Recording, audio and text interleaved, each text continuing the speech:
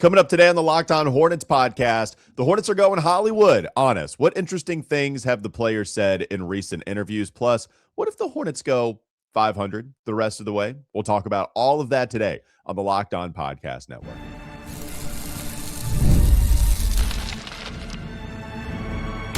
You are Locked On Hornets, your daily Charlotte Hornets podcast. Part of the Locked On Podcast Network, your team every day. In a minute, cuz we live.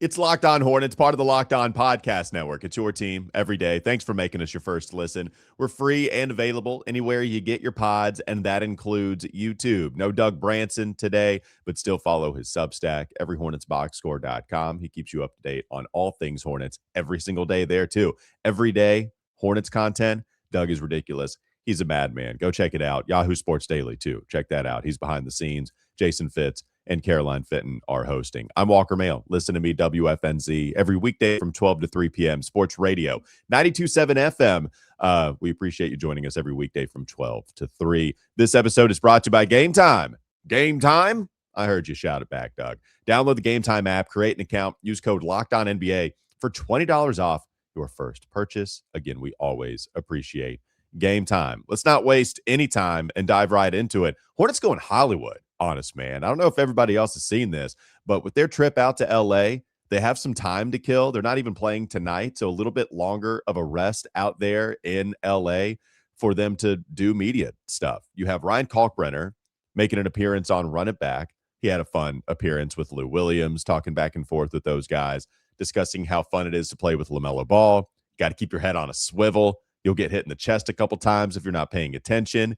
He likes the spirit of the locker room. Hopefully the team keeps it together and they can accomplish some great things. Ryan Kalkbrenner, vibes are good with Kalkbrenner. Vibes are good with the Hornets, according to the second-round rookie. So we had that appearance. We also had Brandon Miller on NBA Today. He sat down for about 7 minutes, close to it, with Malika Andrews. You can go check that interview out on YouTube. And he had some, I don't know about all that interesting. We know about some of the stuff that he talked about already here just because of local media coverage. But Brandon is also feeling very good about where the Hornets are headed, about how they have a different mindset heading into every single game. He was talking about the block on Giannis, talking trash a little bit, even though he says he had some nice things to say to Giannis after blocking that shot. But Brandon making himself familiar with national media, doing that sit-down interview with Malika Andrews on the mothership. And Bill Simmons just couldn't help himself. He had to go back. Con Knipple. There's a picture of both of them. There's going to be another interview on the Bill Simmons podcast. Unbelievable. Bill Simmons, I don't feel like this is abiding by the law of the restraining order, but maybe they worked it out. Maybe he contacted the Knipple family lawyer and he said, look, I love your son so much. I'll try to respect all of the boundaries, but I need to interview him again. He's too good. He's playing too well. I wonder if it's just going to be like 30 to 45 minutes of Bill taking a victory lap over how fantastic Khan has been playing this year. And I wonder if it's going to be a victory lap even against Khan saying, see, I told you you were ready for Team USA off of the rip. I told you right away that you should be on the American squad. And I remember I've said this a couple times when I interviewed Khan before the season, it did feel like he was a little taken aback by that, not in any kind of real serious way, but he was like, dude, that's crazy. Like, I haven't even played an NBA game yet. It's not that he was real serious about being frustrated. It's just, it was funny to see him like, God almighty, are we really going there before I play a second in the NBA? I don't know where Bill's going to go in this interview, but there's a picture out of both of them. So they're very much living it up in LA right now with 3 national appearances on monster NBA programs, NBA Today on ESPN, the Bill Simmons podcast, and Run It Back. Those boys, they've been talking a lot about the Charlotte Hornets. They've been talking a ton about them. Shout out to Lou, Boogie Cousins, talking a little bit about them. Chandler Parsons, Michelle Beadle does a great job hosting it. Run It Back on FanDuel TV. Shout out to FanDuel. But I did want to discuss just all the attention that they're getting too, because not only are they involved in some of the media process now with all these interviews because they're out in Los Angeles, but they're also getting love from some of these other national NBA podcasts. And I've played some sound before, but Carmelo Anthony's pod, 7 p.m. in Brooklyn, it was cool to hear something refreshing about LaMelo rather than listening to Kendrick Perkins show people text messages that we can't see saying he has sources about how there's this monster rift between LaMelo and the coach. If there is, I don't hear it from anybody else. It's only Kendrick. In terms of anybody that has any NBA standing whatsoever, it's not even substantiated by anybody. Again, Ryan Kalkbrenner talks about how great the locker room is. You get to choose what you believe. I need something more than just hearing Kendrick Perkins say it, and then I'll just run away with it. I need something more that says we're in dire straits over here with the LaMelo Ball process. But what I like is Carmelo's refreshing take on his own pod about what the Hornets have going on in Charlotte. And Charlotte, one of those teams that feel like they are building something. Yeah. Right? And you could see it, you could feel it, they got a sick energy out there. They got some young talent. They got some young talent out there. Don't care. So when they go into a game like an OKC, it's about us. It ain't about these. I hear that in my head every time I watch LaMelo play, bro. It's like he don't give. Bro, he a video game, bro. He do not care, bro. And I know playing with him, like I never played with him. He 2K, but he really like the way he hoop. Them dudes is out there just like you. There's no way they got any nerves or cares about anything because he just play like that, bro. That's they play free. They lead and play it so free. It's a difference between playing free and freedom. Freedom. You get what I'm saying? Yes, it is. LaMelo really cares about the game. It's 100%. That's how he fell in love with the game. It's just like, this is how he's been like that. So we've I'm watched going him to since play middle like, school. Like that. If I feel like shooting this bitch with one leg from three, I'm going to do it. I don't like. It's not that I don't care. Yeah. But I feel so free playing this game. It's so funny because I've tried to articulate who LaMelo is as a person and who he is as a basketball player, and how people jump to the conclusion that because LaMelo plays that way, he's just automatically a bad guy. Something I've fought constantly over however many years, that he's not even developed that reputation, because him developing it's almost like he's at fault. It's everybody else's fault for putting that reputation upon him. But what I love hearing is, again, refreshing is the word, the warm security blanket of people actually watching the Hornets and putting out thoughtful takes on what this team is doing surrounding LaMelo. I thought he articulated that better than I'd almost ever have. Like, I've tried to discuss what it is that LaMelo is as a basketball player. I thought Carmelo put it really well. And yeah, he cares in that he is a free spirit. Like, he does care about the game. So much of the narrative about LaMelo is that he doesn't care about basketball. He just wants to go and do his own thing and hoop and have no regard for others. And no, I think he does play so free. I thought that was really well put by Carmelo. And I like that we got some national love, not in the sense of, oh, there's a terrible relationship between LaMelo and Charles Lee. The Hornets have to trade him. LaMelo can't play down in Charlotte because it's not a big enough market. LaMelo is never going to make it big down there. No, Carmelo is saying they're doing something well down here in the Queen City. He hopes that the team continues to build around LaMelo, which I don't know if that's going to be the case 2 years from now. Injuries, whatever else happens, maybe it doesn't. But I would like for that to happen as well. Carmelo seems to be watching the game. That's a shocking concept, but watching the Hornets play basketball, because he's describing them what I believe to be accurately so, playing with a free spirit, moving the ball up and down the floor, and he wants them to continue to build around LaMelo. I enjoyed listening to Carmelo talk about the other LaMelo experience, and it's so different from what you hear from other player-led podcasts about how LaMelo can never make it in Charlotte because of all of these other different factors. Let's continue to talk about the Hornets on the rise. Coming up next on the Locked On Hornets podcast. What if the Hornets went 500 the rest of the way? What territory would that put them in? We'll get to that in just a moment. Coming up next, LOH. This episode is brought to you by Game Time. Game Time? During basketball season, there's nothing like being in the building. The energy, the crowd, that first big run that gets everyone on their feet. Fans want to be there for those moments, not stuck refreshing screens or guessing what tickets are really going to cost. That's where Game Time comes in. The Game Time app gives fans the advantage back, making it incredibly easy to score amazing tickets fast, simple, and without the guesswork. Browsing the Game Time app is straightforward and intuitive. Finding tickets takes just a few taps, and seeing the view from your seat before buying makes choosing tickets easy, and it allows you to feel confident in your purchase. Take the guesswork out of buying tickets with Game Time. Download the Game Time app, create an account, use code LOCKEDONNBA, that's LOCKEDONNBA, LOCKEDONNBA, for $20 off your first purchase. Download the Game Time app today and get in on the action. This episode is also brought to you by ZocDoc, ZocDoc, excuse me, ZocDoc. You guys get the idea. Finding a doctor you actually like can feel like discovering a diamond in the rough. You want someone in network, nearby, with availability, but you also want a doctor who really listens, makes you feel comfortable, explains things clearly, and helps you walk out feeling confident about your next step. Your diamond in the rough doctor exists, and finding them is easy with ZocDoc.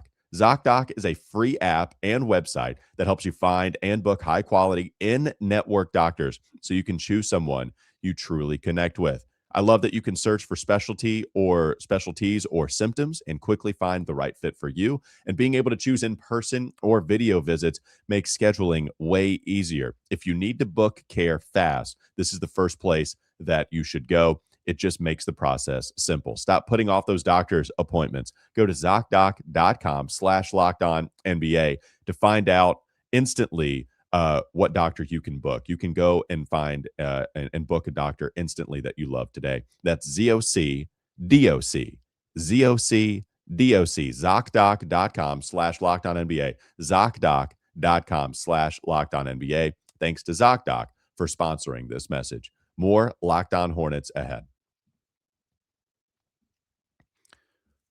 Want to remind you about the Everydayers Club as well. If you have not visited the Everydayers Club login, you should absolutely do so. You get access to an ad-free audio feed for Locked On Hornets, compatible with Apple, Spotify, anywhere you get your pods, an invite to the members-only Locked On Everydayers Club Discord server, which includes a group chat just for listeners of this show. If you haven't already, go check out the new Everydayers Club by going to lockedonhornets.supercast.com, lockedonhornets.supercast.com. All right, with the Hornets going Hollywood, again, they're on the rise. People are talking about them because they've been playing some better ball lately. You see, with the new starting lineup, really what the new starting lineup is, it's a couple of things. One, it's everybody being healthy, and it's also substituting Moussa Diabate in for Ryan Kalkbrenner, where Kalkbrenner got hurt, sat out. Hornets started playing better with Moussa playing more minutes, which just seems to be a theme. I won't go into my Moussa love again. But Moussa being in that starting lineup, they're 4-1 with that new starting lineup. When you discuss LaMelo, Brandon, Con Knipple, Miles Bridges, Moussa Diabate, those guys are 4-1. And after a rough start, the Hornets have turned things around in their last 15 games. You see that they're 7-8 in their last 15. For reference, they were 7-18 in their first 25. Health, big deal. Their offensive rating, we've gone through some of these numbers. Offensive rating, 120.1. That's second in the NBA over the last 15 contests. And they are second in the NBA in three-point field goal percentage. They're shooting 41% from beyond the perimeter. So here they are with 14 wins. If they go 500 the rest of the way, that would put them at about 34 wins, because I guess we won't spoil it with this episode. I'll just do this next one with Doug. But after the Lakers game, we will have officially reached the halfway point of the season.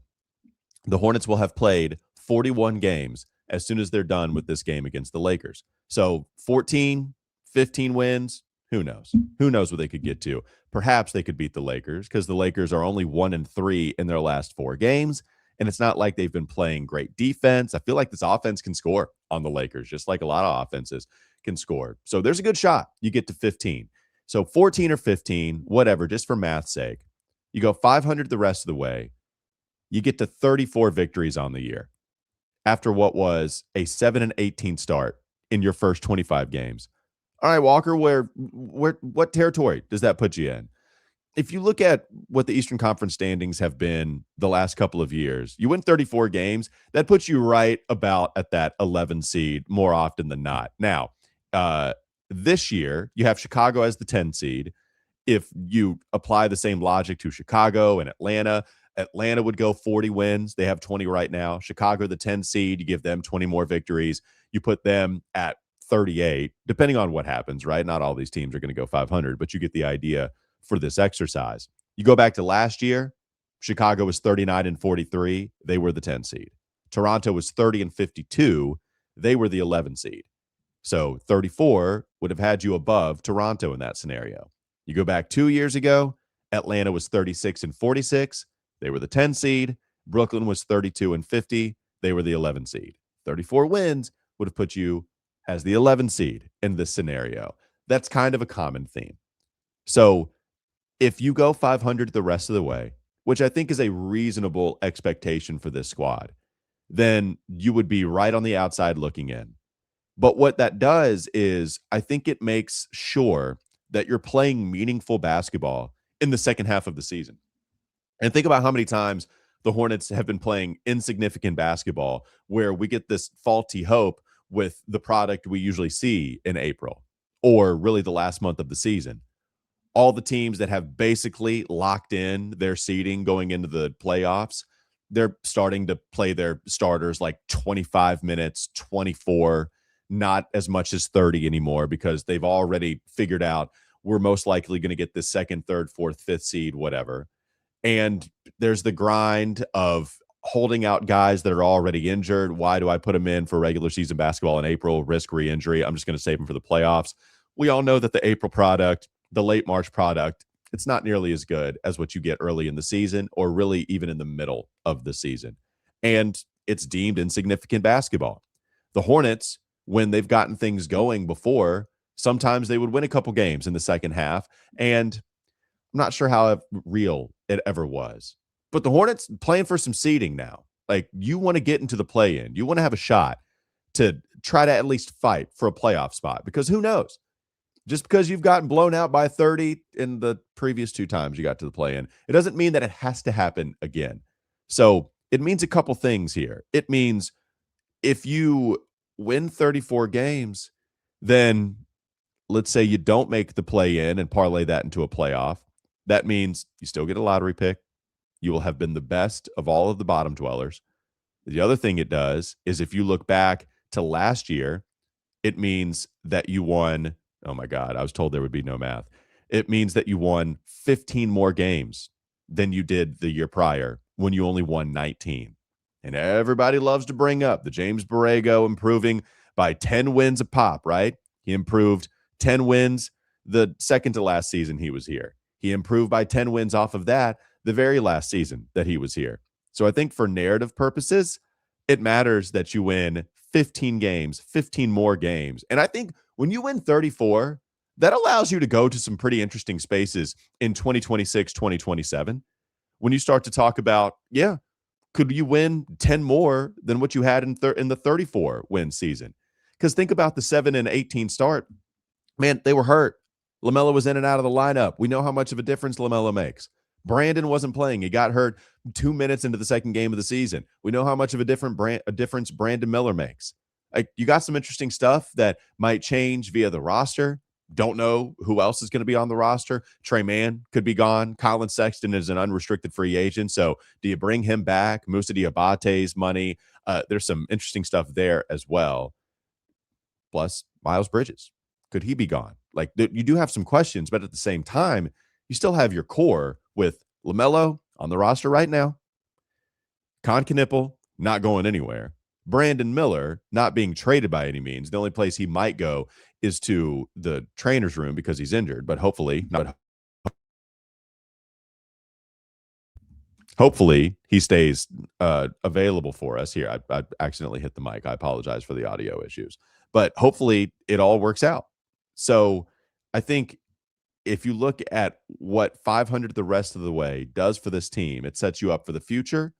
And it's nice when you use it as a reference point in what you have accomplished and have not accomplished in the past. Coming up next on the Locked On Hornets podcast.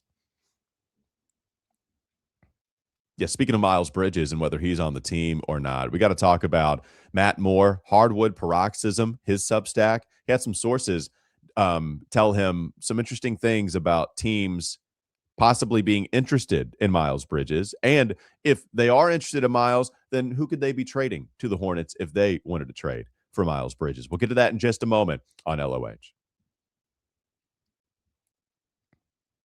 Before we get to the next segment, I want to tell you that this episode is brought to you by Ethos and allow John Corrales of Locked On Celtics to provide this message. You know, I carry a lot of responsibility in my household. If something happened to me, there would be serious consequences. We have a mortgage, we got tuition, we got everyday bills.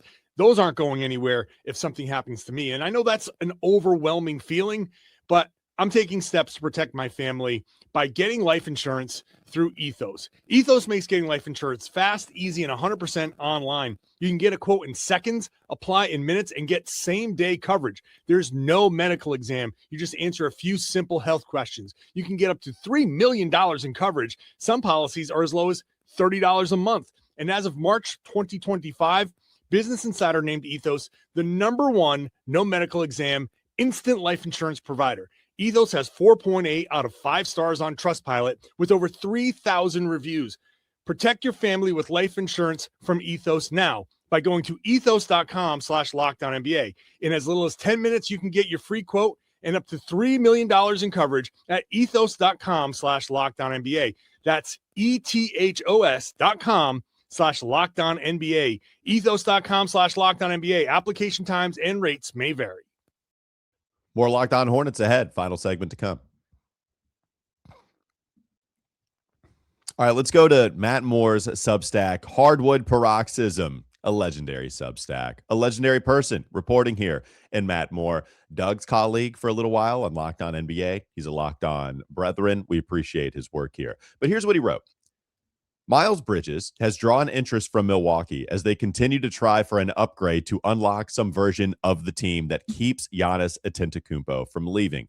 2 sources indicated that they were confident Bobby Portis would not be with the Bucks past the deadline. All right, if they're interested in Miles Bridges and Bobby Portis is somebody they don't expect to be there after the deadline, then you do a power forward swap and you wash your hands and you're good and it's all very clean.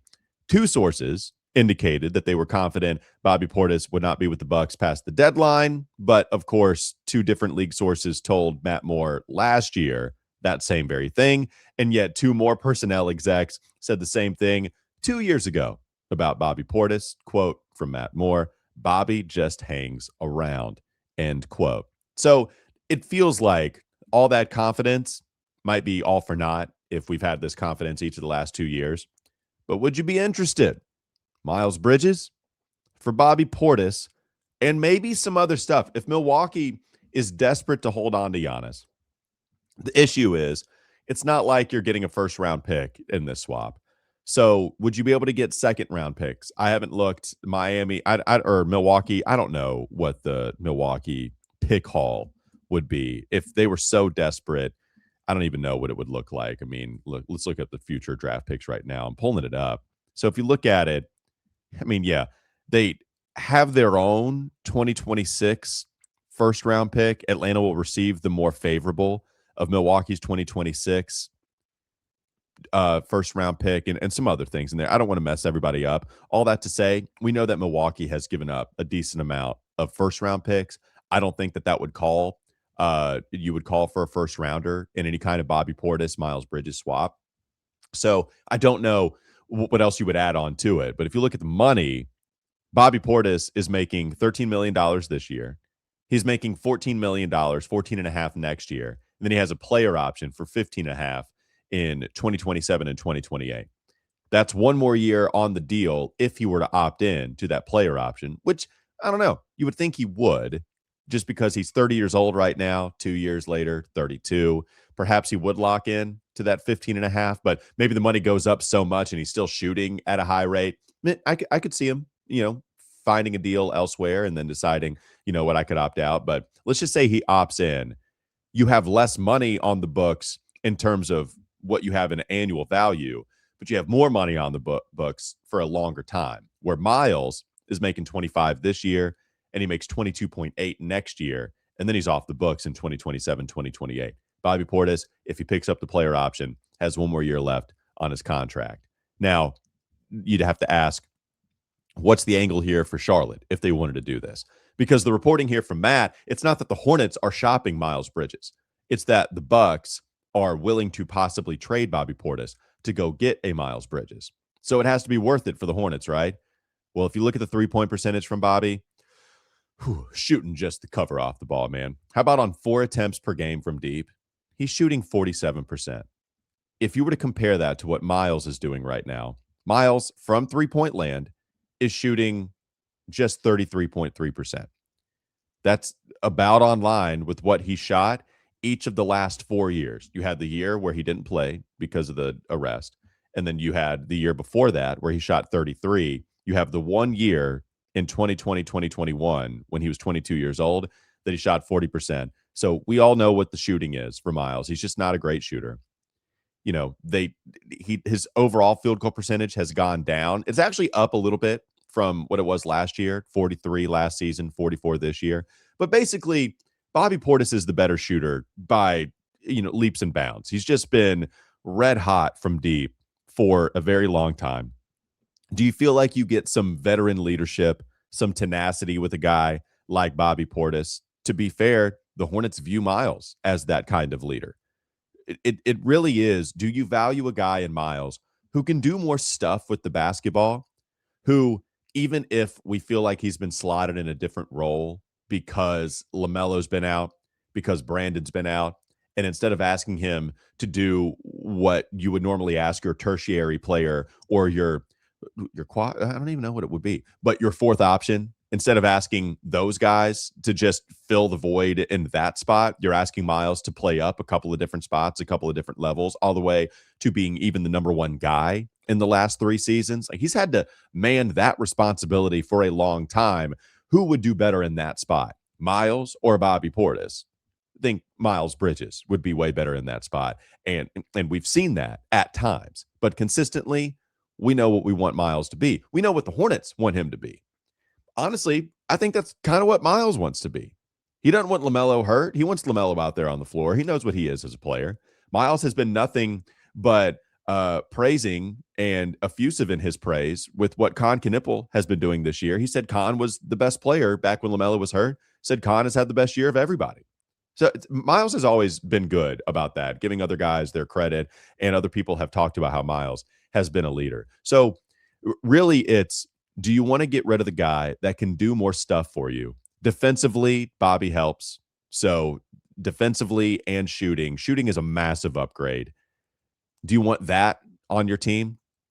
Or do you want Miles with the camaraderie that he has with LaMelo? That's kind of something you have to consider. It's tough. What I would say is the Hornets would have to take a big-time meeting here, for sure. They're all meeting with one another. They're all talking it out. They're entertaining the idea. And if you think the shooting is good enough to spread things out, like LaMelo just driving from the top of the key, Bobby's a 39% three-point shooter as this 6'10" power forward. Man. Like, it's understandable. It's understandable as to why you might be interested in that guy. And he's 30. He's 31 almost. He'll turn 31 this year. Miles, in his age, you see him, he'll turn 28 at some point this season. So there's a 3-year difference between the two. Yeah, not insignificant. Yeah, that will be interesting to monitor, because there's been a couple of different reports here, like just around the rumor mill, that the Bucks will be moving off of Bobby. And we even had this other thing real quickly I'll just mention. Matt Moore, also in the Substack, he said league sources have said the Clutch agency, was interested in a possible swap of DeAndre Hunter for Rui Hachimura and Gabe Vincent to the Lakers, or to Charlotte for Miles Bridges. So if you read that, Hornets Reddit also putting a lot of this out there too.